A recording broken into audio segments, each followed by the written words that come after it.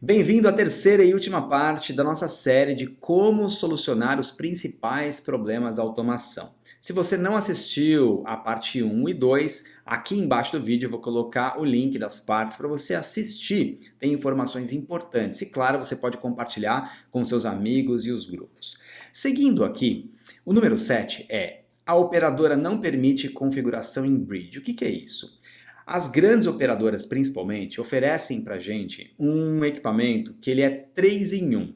Ele é modem para se conectar na operadora, ele é um roteador para gerenciar a rede local e ele é um access point para gerenciar a rede sem fio.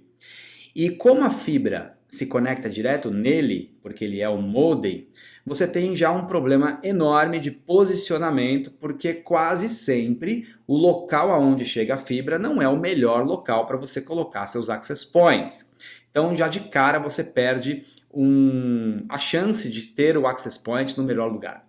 Segundo ponto é que o hardware e o software desses equipamentos, eles não suportam uma quantidade maior de dispositivos. E aí, na automação, você pode ter problema, principalmente com o servidor DHCP, que é o software que roda dentro do roteador, que entrega e gerencia os endereços IPs. É por isso que, se você procurar, tem algumas pessoas que indicam você colocar um IP fixo para os dispositivos Wi-Fi, que é uma forma de você burlar um servidor DHCP ruim, mas não é esse o caminho.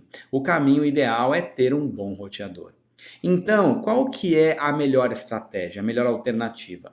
Você usar esse hardware da operadora só como modem e deixar o roteador e os access points para hardwares dedicados que você vai comprar ou vai especificar para o seu cliente. E para fazer isso, você tem que acessar as configurações do modem da operadora. Você precisa ter acesso, ao usuário e senha, e aí sim lá tem uma opção para você usar o modem como bridge. Esse vídeo não contempla o passo a passo para você fazer isso, mas basicamente é o seguinte: antes de habilitar o modem da operadora como bridge, você deve ver como ele se conecta na operadora. Se é via DHCP ou via PPPoE, que é o mais comum. Se for via PPPoE, você precisa pegar o usuário e senha do PPPoE para configurar da mesma forma no seu roteador. E se for DHCP, aí é mais simples porque fica no automático. Feito isso, você pode ter um roteador e planejar sua rede sem fio, assim como eu ensino no curso, e ter uma cobertura total da casa, do escritório, do apartamento, sem falhas. Bom, mas e quando a operadora não permite que eu faça isso? Tem operadoras que não dão o usuário e senha para você acessar o modem e aí você não consegue tirar ele de bridge. Você é obrigado a usá-lo como um roteador. Quando isso acontece, tem algumas alternativas. A primeira dica é: desligue o Wi-Fi desse dispositivo. Não use-o como access point. Não só pelo desempenho dele como access point, mas também pela localização ruim e principalmente porque eles vêm configurados para emitir intensidade de sinal no máximo, que isso gera interferência e não é legal. Então desligue o Wi-Fi, isso você consegue fazer. E aí você pode usar ele como roteador, que não tem como desativar, e aí colocar um segundo roteador e fazer NAT sobre NAT. O que é NAT sobre NAT? O roteador da operadora vai gerar uma rede local e aí dentro dessa rede local você tem um segundo roteador. Não é a situação ideal, mas em vários casos funciona. Uma outra alternativa é você usar o roteador da operadora como seu roteador principal e não fazer NAT sobre NAT, mas colocar access points espalhados pela casa de uma maneira para ter a cobertura total. Aí depende de alguns fatores, mas geralmente eu prefiro deixar no NAT sobre NAT mesmo, com um segundo roteador que vai entregar os endereços IP, vai fazer toda a gestão da minha rede local e eu deixo o roteador da operadora para entregar um único endereço IP que é para o meu outro roteador. Funciona bem para uma aplicação residencial simples, mas se você tem abertura de portas ou outras coisas mais a fundo, aí é melhor você optar pela solução de um único roteador. Número 8. Como integrar dispositivos Sonoff e Tuya no mesmo aplicativo? Essa é uma dúvida comum que eu recebo no meu Instagram, @queroautomação. Se você ainda não segue, depois entra lá, eu sempre estou colocando dicas e novidades lá no meu Instagram. Mas o que acontece? Algumas pessoas já tinham, por exemplo, dispositivos Sonoff. Aí descobriram, né, os dispositivos que usam a plataforma Tuya, que são as grandes empresas aqui no Brasil. E aí querem colocar tudo isso no mesmo aplicativo. E tem uma resposta curta para isso que é: não dá, porque eles não são compatíveis entre si. Ou seja, eu não consigo adicionar um dispositivo Sonoff na plataforma Tuya e vice-versa, porque são plataformas diferentes, com servidores na nuvem diferentes e aplicativos diferentes. Eles não se comunicam. Mesmo sendo Zigbee, mesmo sendo tendo protocolos similares ao Bluetooth, você não vai ter os templates e os parâmetros dos dispositivos. Então pode até que um dispositivo ou outro pode até funcionar em alguma forma, mas assim, não são compatíveis. E quais são as alternativas? O que dá para você fazer? A primeira e a mais fácil é pelo aplicativo da assistente digital. Na Alexa, por exemplo, você consegue adicionar dispositivos Sonoff e conectar na plataforma UWE-Link, dispositivos Tuya e conectar na plataforma Tuya, assim como diversos outros, e colocar tudo isso dentro de um mesmo aplicativo. O lado bom é que isso é fácil de fazer, e o lado ruim é que o aplicativo da Alexa, ainda no momento que eu gravo esse vídeo, na parte de automação é bem limitado.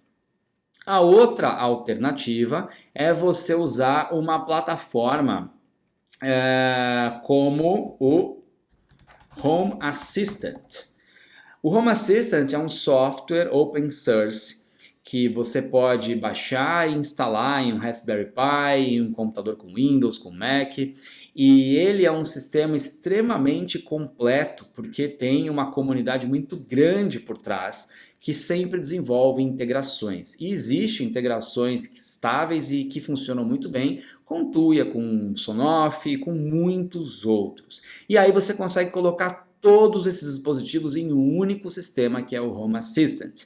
O Home Assistant eu uso e gosto muito e é um dos módulos do meu curso Integrador de Impacto. E claro, você tem sempre a alternativa de tirar os módulos de uma plataforma e unificar, mas aí envolve custo e mais investimento. E o número 9 é como automatizar um portão de garagem. Automatizar um portão de garagem é simples. Por que é simples? Porque as placas dos portões, elas já permitem essa automação. Como assim? A grande maioria das placas tem entrada para botoeira, é uma entradinha escrito bot.